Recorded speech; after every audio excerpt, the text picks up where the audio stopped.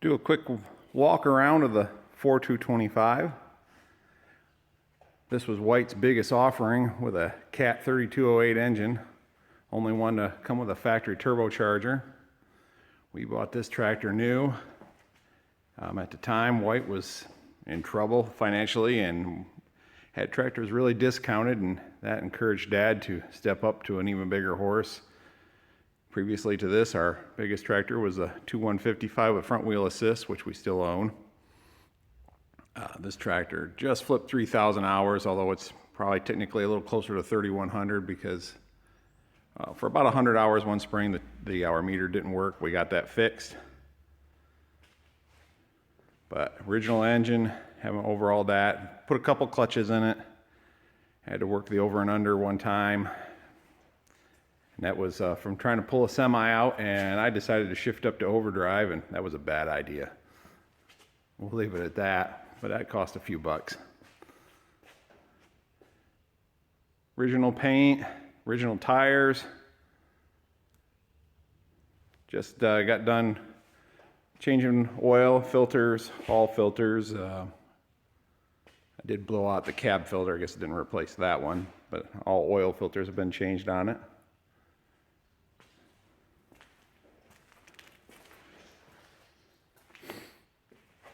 These use essentially the 155 trans axles. There was only one transmission, but two sets of final drives. Differential lock in front and rear, so you can have full 8-wheel drive if you've got duals. Nice large tool locks on them. Hydraulics, everything's under this shield. But without fenders and as close as that runs, it's good to have that shield on there. Keep any debris from coming around and whacking things. Batteries are right under the step there. We'll go up in the cab in just a moment. We used to pull the original thing we did with it was pull a chisel plow with it and pull the anhydrous tank behind that, put anhydrous down. And then eventually we got a bush hog rotill. See if I can find a picture of that on the internet. That was before everybody had a phone camera, and if we've got pictures of it, I'm not sure where they would be. But it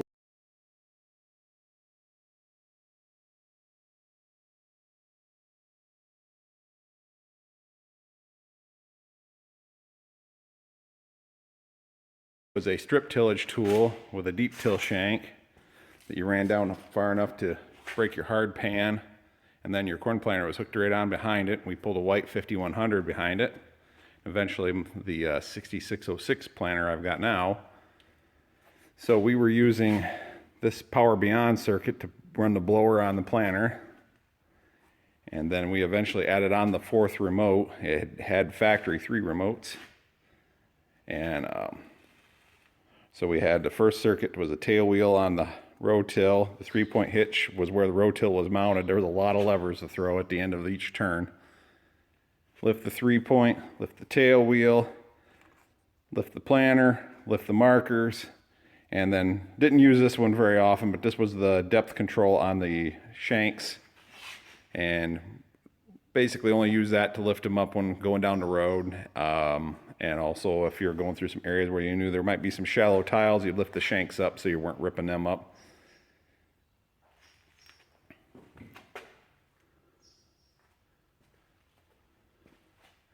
Now, I'm pretty much no-till on my corn and just do some disking to break up corn stalks on my beans.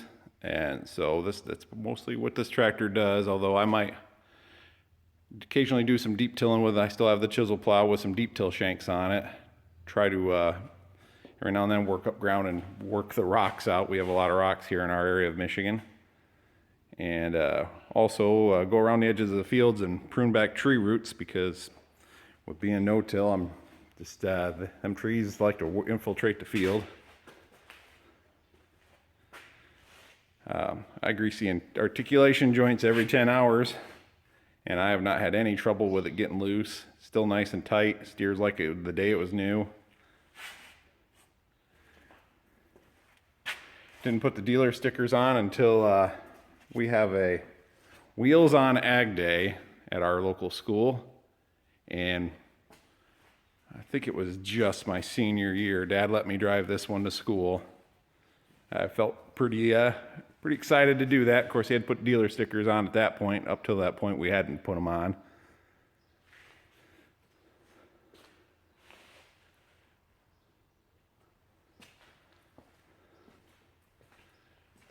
Somewhere, I know there's pictures of me at the school with this. Maybe in my yearbook. Maybe I can find that. We'll go up into the cab. It needs a cab kit. There's supposed to be liner there. It's still all the original stuff in the cab. Other than the headliner, I did replace that a few years back, and it's already starting to have the fabric separate a little there near the radio.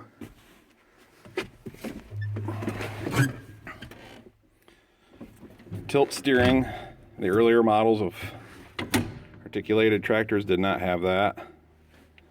Only one brake pedal, but with a articulated tractor, there's no point in having left and right.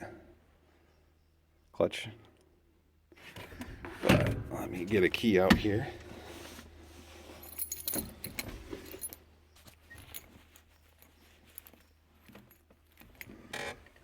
And it had your information center.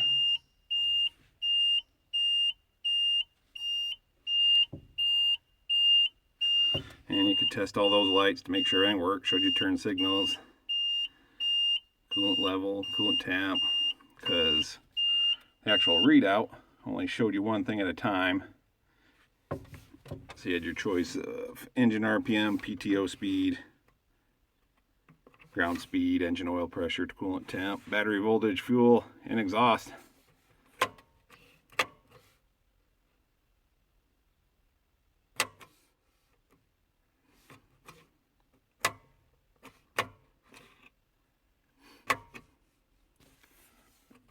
Pushed a button to switch. Sure, it looked high tech then, but my biggest complaint about that is you can't at a glance be looking at your RPMs and your oil pressure and your coolant temperature. I like having gauges, and they must have learned from that, because they did eventually go back to having gauges for the important readouts. But it does have some things that, as far as the idiot lights, that other tractors don't.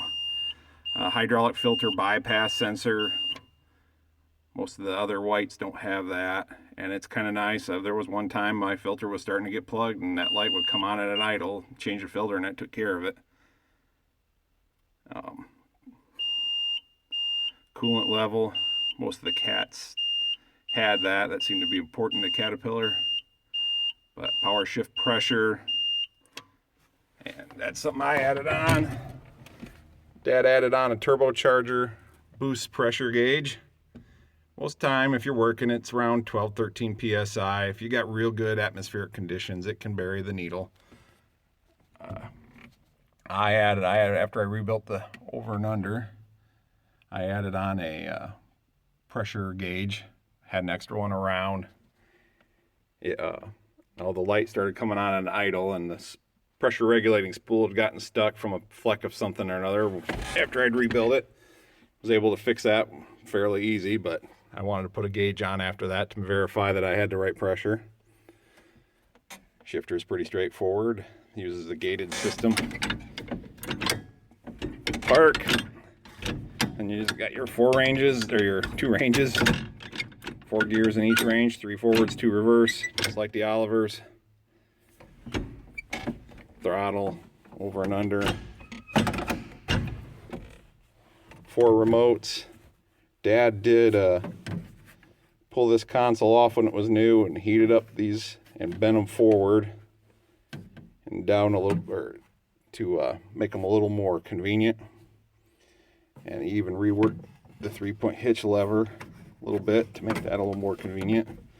You can see the 4th lever here comes up straight, whereas the original 3 levers are bent forward. PTO lever still straight. Creature controls. comforts. Had vents on the other side too.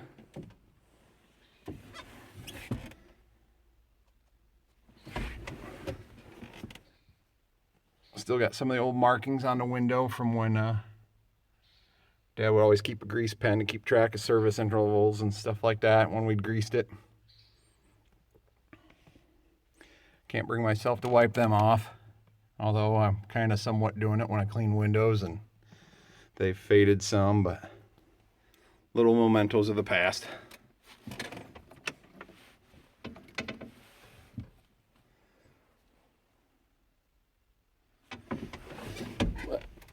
I'll make some video of it out in the field, or visibility's pretty good out the back. Out in the field doing some disking, or maybe some, I'm hoping to get it on chisel plow and go around the edge of the fields of prune roots like I was mentioning.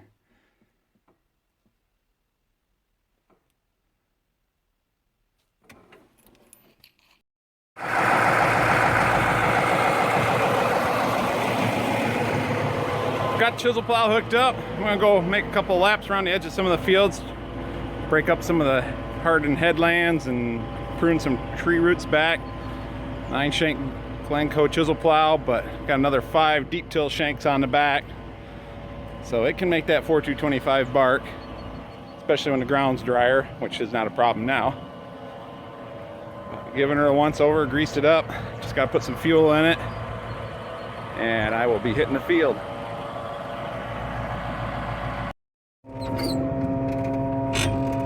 Let's see what she does.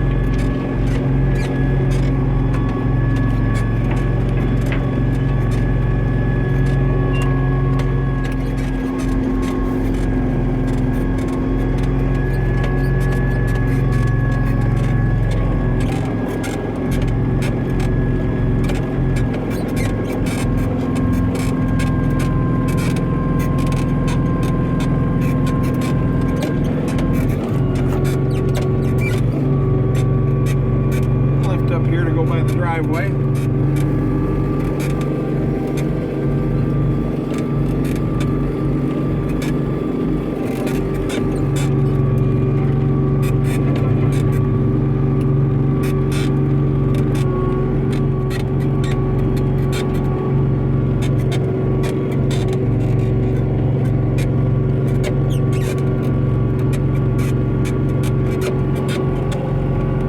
Pitch that back a little. I've got a cylinder on the hitch or there, so you can hitch the plow back and forth, get them deep till shanks back a little bit, keep it level.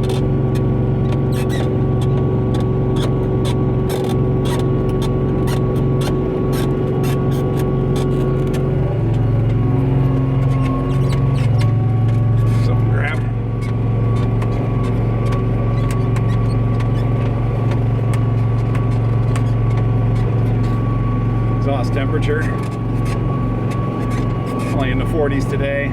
So far ain't working it very hard. Just stuck to overdrive. Watch the numbers go up.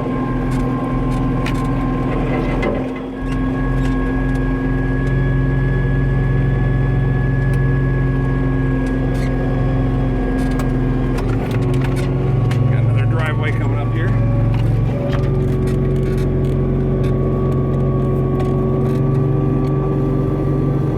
I already got quite a few tree roots hanging off back there. Not sure if you can see them.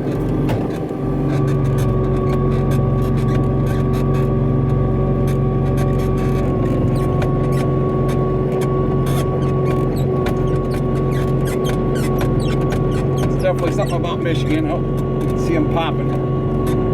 Is trees can actually be one of our weeds. They grow real easy around here.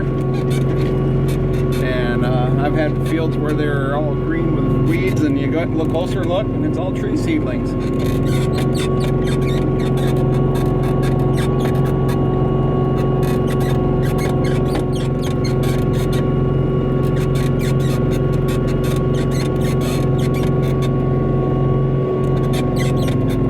Another driveway coming up.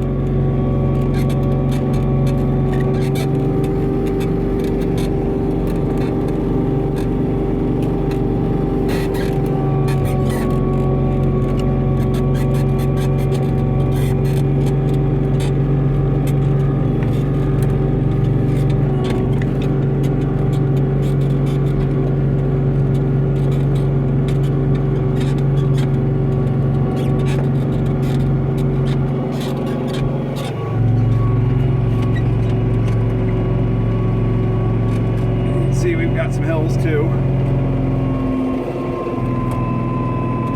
We had snow on the ground yesterday morning.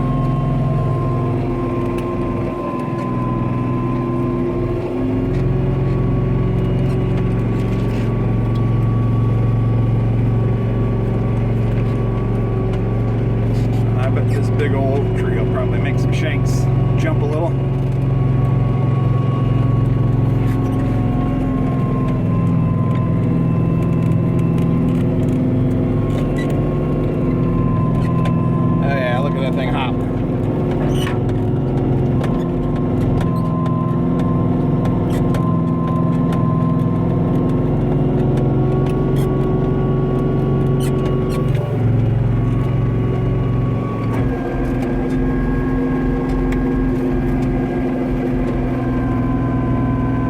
Third over. So let's make everything back to third direct.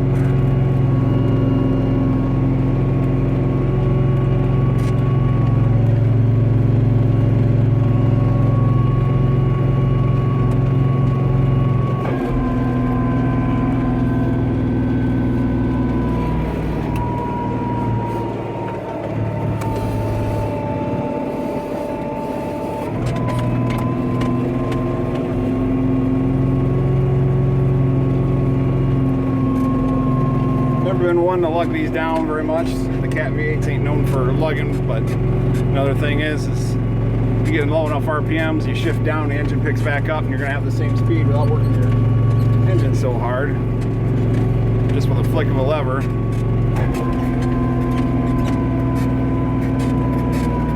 Got the differential lock engaged.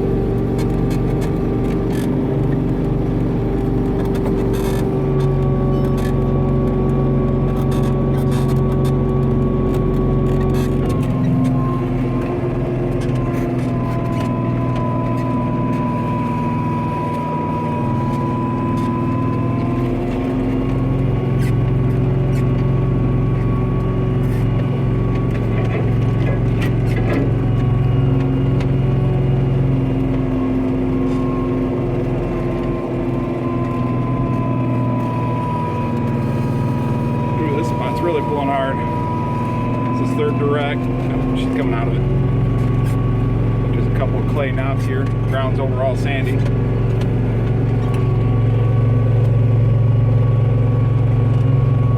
Trying to get some of these locust trees that are trying to work their way into the field.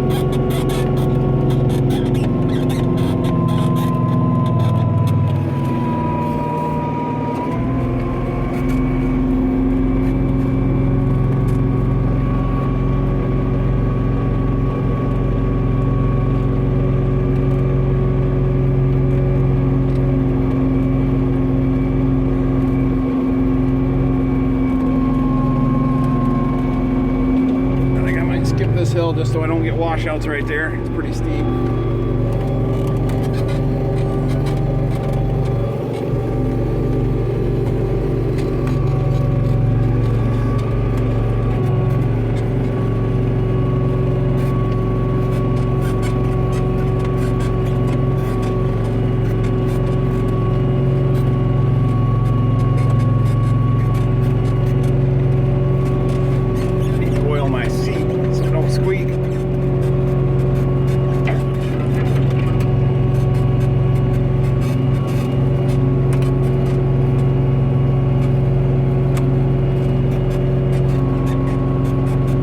Temperature again. Coolant temperature. Oil pressure.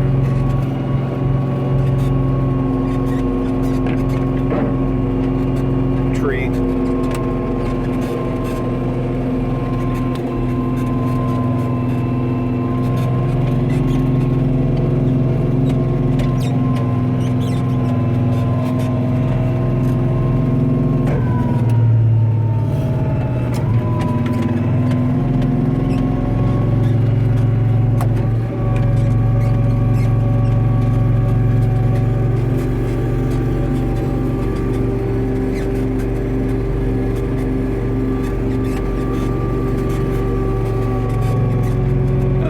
There.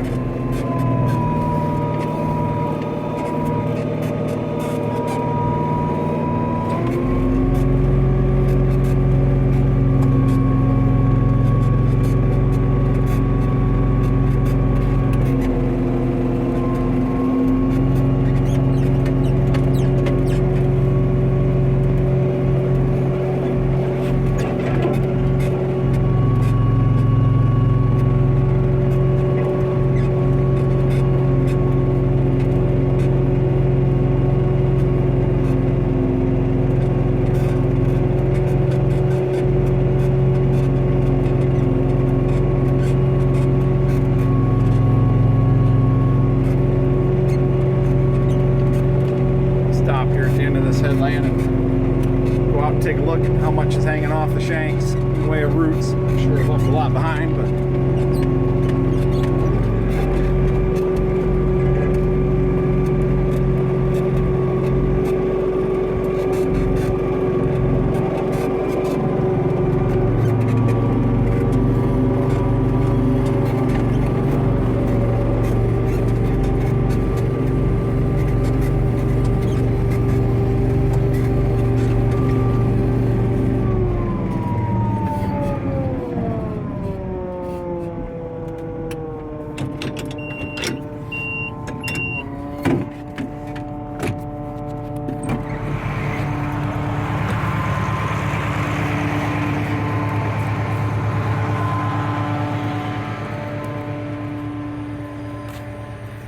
I've got her set down.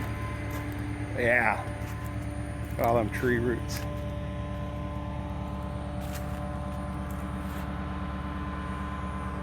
Doing what I want it to do.